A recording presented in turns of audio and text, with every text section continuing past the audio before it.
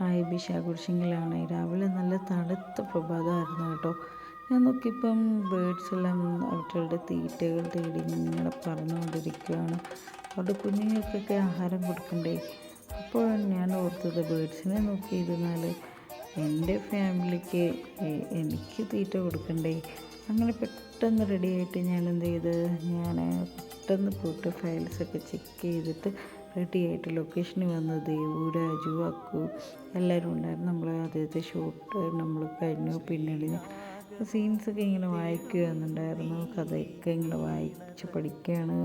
എന്നിട്ടൊന്നും മനസ്സിലാവുന്നില്ലല്ലോ ദൈവമേ. പിന്നീട് നമ്മൾ അർച്ചന ചേച്ചീനെ വെച്ചിട്ടൊരു ഷൂട്ട് എടുത്തു. സാറ് ഇങ്ങനെ ലൈറ്റപ്പൊക്കെ ചെയ്യാൻ വേണ്ടിയിട്ട് വെയിറ്റ് ചെയ്യുന്നു.